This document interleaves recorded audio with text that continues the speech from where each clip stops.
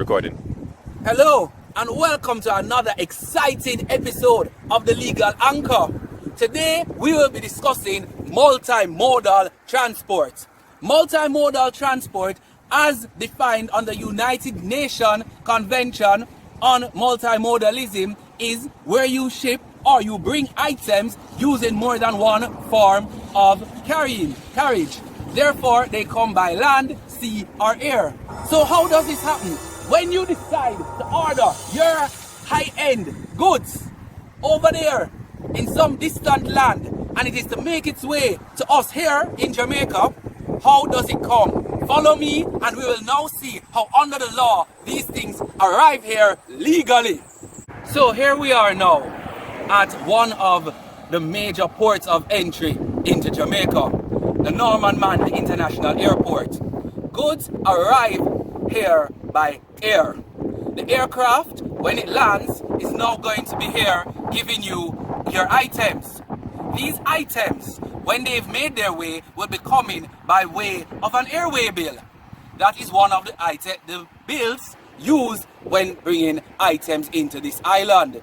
So the airway bill will itemize everything that is coming in. It is very similar to a bill of lading, has everything that needs to be known of the goods that reach. This is one form of multimodal transport. Why? Because the goods have arrived here by air. They come on an aircraft.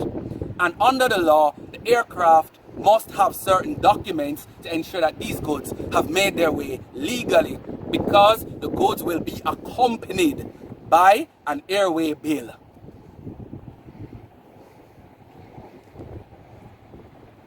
So here we see once again the airway bill. As the items are making their way into the country, they will make their way by coming here to the airport.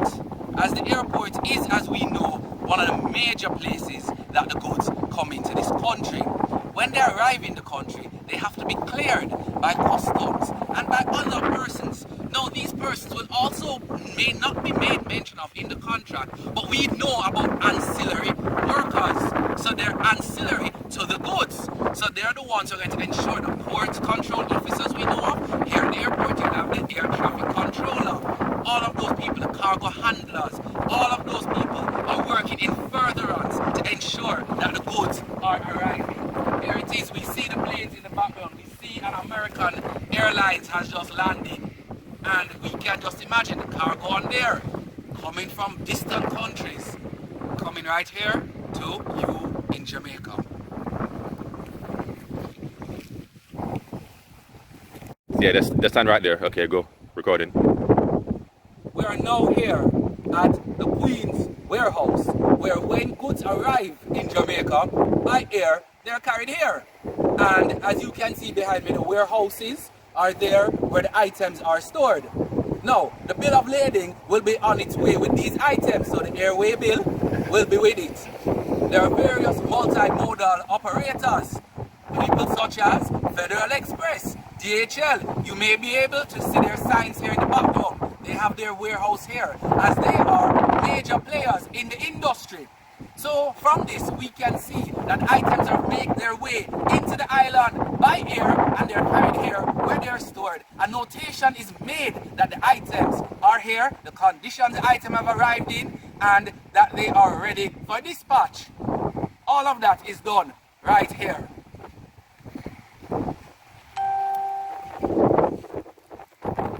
We have now seen that when the goods arrive in Jamaica, they arrive by air. They're taken over to the warehouse. All of this is being noted. Now, how do the goods make their way to the various consumers? By way of road. So we're here on the road and the trucks will be the one to deliver the goods. Example, a truck has just gone past. So we know that the trucks have to traverse the road. It has to be made mention of in the contract. So the contract itself will speak to the goods also making their way by road. And when it makes its way by road, we see once again the Road Traffic Act, they'll definitely have to adhere to, and other things which will ensure that the goods make their way. The contract deals with all of this. We see this notation once again. The bill of lading will speak to this as well. Rockfort, Harbour Head, and we have the ship here. So the goods have come into the island, and we know carriage of goods by sea, and we know for multimodal transport another way is by way of ship. So we know of our bill of lading. Once again, that famous bill of lading back to haunt us again. So the bill of lading will accompany the goods. We see they will come on a ship similar to this. They will more than likely come in at the island various ports. This is one of the places where goods come, but cement rather comes here. And we now see that this ship would be bringing it in. There's the cranes lifting it off, and the bill of lading would make its way. As the goods are being carried here, they would now go, we see for this, in this industry, for the JF mills, they would now go on the conveyor belt, and they're carried right across on that conveyor belt, coming across all the way up into the hills, and we can follow it all the way to where all those big cement piles are. So now we know that the bill of lading follows these goods. We know that carriage of goods by sea is done by not only truck, but also by sea and also by air. So now we have seen today the three forms of ways that the United Nations Convention on Multimodalism says that goods can be brought. Another way that have not been shown today is by rail. Many countries have an operational rail service. Unfortunately, Jamaica doesn't. But a railway bill would follow these goods as well. And that, my friends, is how the multimodal industry operates. We have various ways, and we know all of the ways now of the ways goods can come into our island.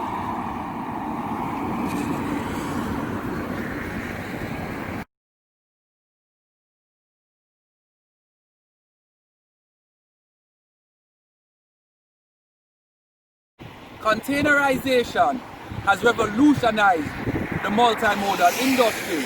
Containerization began appearing in the late 1960s. Putting goods in containers made it much easier for shipment of goods. When they're placed in a container, it protects them from rain. As you can see, it's raining even right now. And these containers here are protected. Apart from rain, from snow in cold countries, from water, everything. So we see that the multimodal industry is built on containerization as well, because it keeps all those goods that are being shipped safe. You have a full container or a half container, whichever one you pick. Your goods are safe once they're in a container.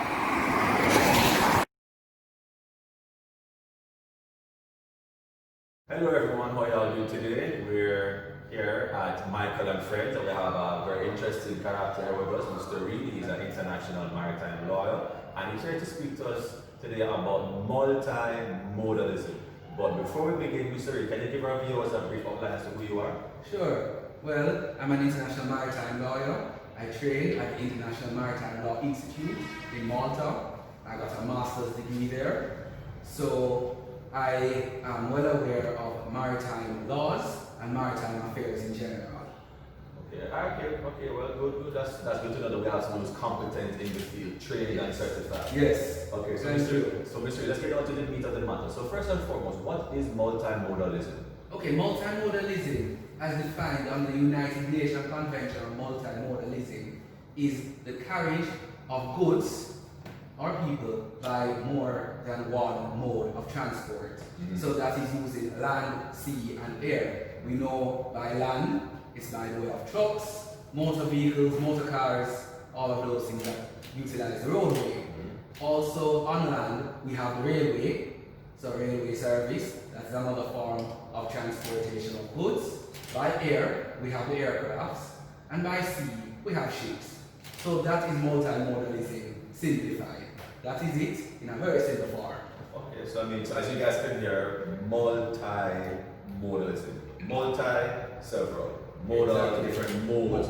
Okay, so I'm sure we have different types of storage, like how we store these goods. So how are these goods stored? Okay, so the storage of goods as it relates now, when it is making its way on the voyage on a multimodal platform, is normally in a container.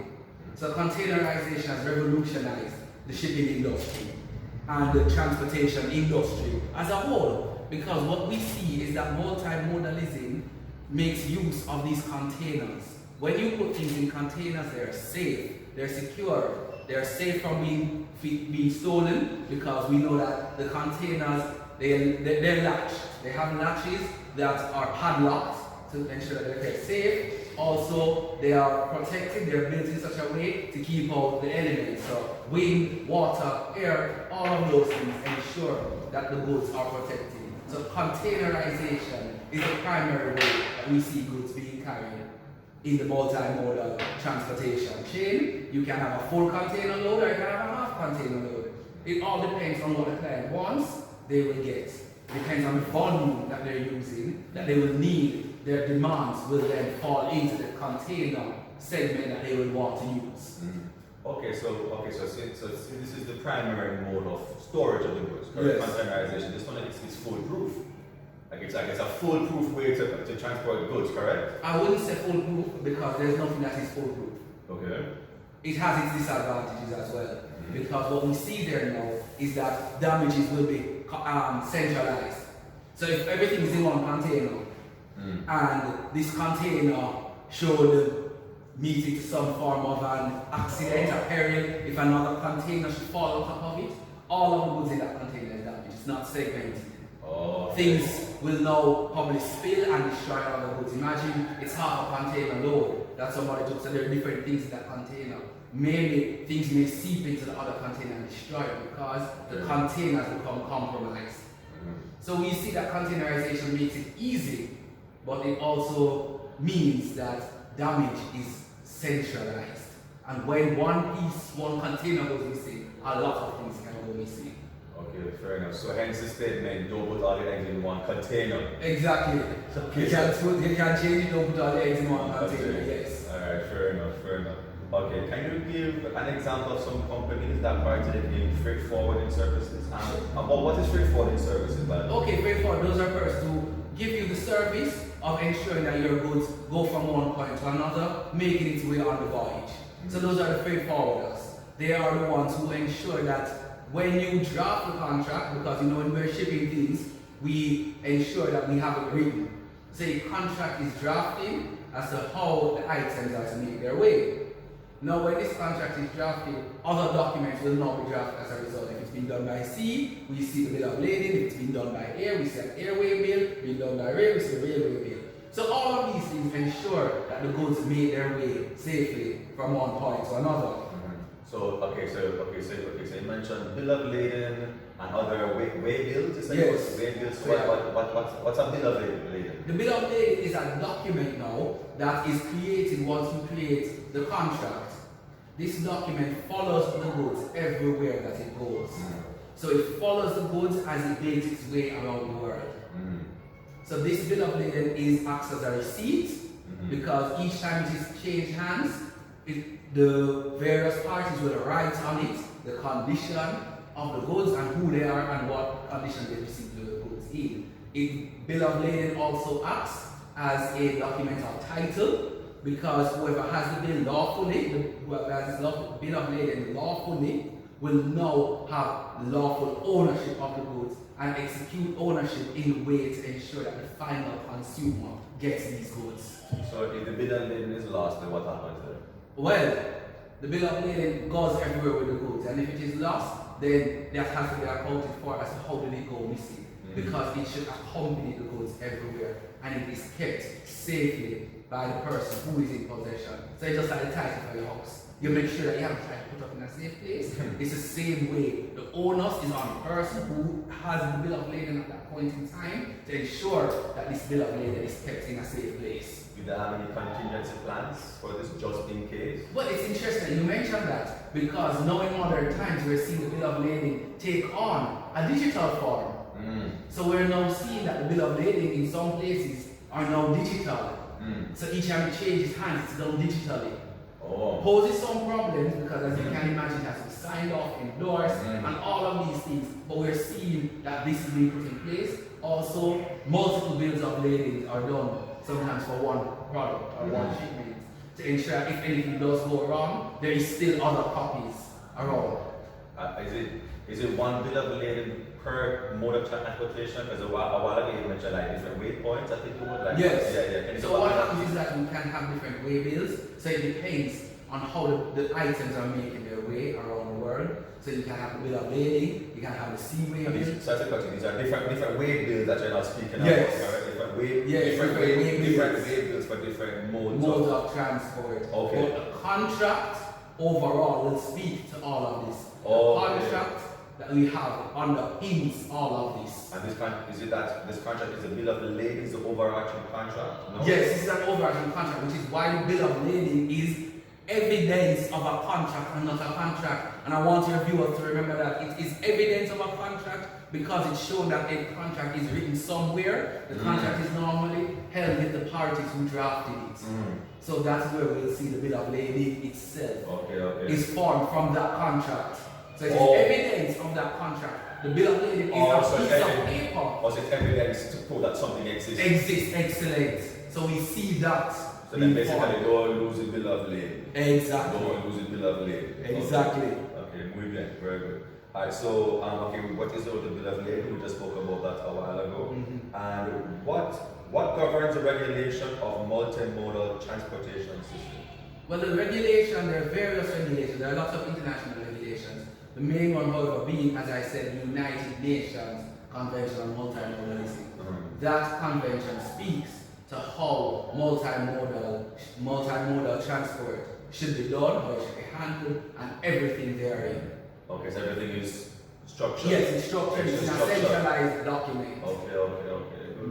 Okay, well, Mr. Reed, thank you very much for coming to our show. It was a pleasure to meet you, and we'll keep this in mind about the bill of lading, the different means of transportation, and what have you that go and how goods need to be shipped around the world.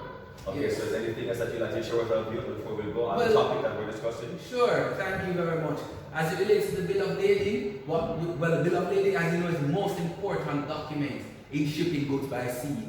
And as it relates to multimodal form of transport, it speaks to all the forms. And remember that when your items are being transported from one location to another location, the contract is what will guide how the goods are making their way. And then there are different documents, supporting documents that ensure that the goods can in fact make their way in the way that is said in the contract. So there's so much to it.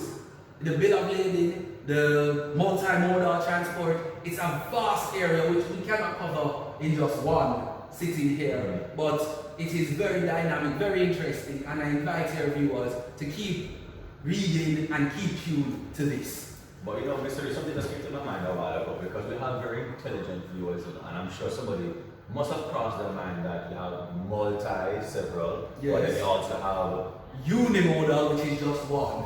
Okay. So all of this will now come into play. Same thing. The bill of lading, everything speaks to the various forms, and your contract once again is what it speaks to. If the item is just a back truck, so that is unimodal one, because it's only one way, it's only using one. So is there a vast difference? I mean, other than the obvious one versus multi in the Well, the laws governing will be different because multimodal, as we said, the United Nations Convention will not now cover that because we're using one form. Can you please highlight that for our viewers, Mr. Reed, about the United Nations Convention? The United Nations Convention on Multimodalism, in its definition, states that it is when the movement of goods by more than one form of transport. So therefore, if it is a single form of transport, that convention will not apply. So, but then you have a convention that covers that. Yes, exactly. That's for another segment. That's for another segment. Okay, Mr. Reed, thank you very much. Good to have you here. Good to see you again. It was a pleasure being on the show. Okay, guys, thank you for tuning in, and we'll keep in touch. Take care.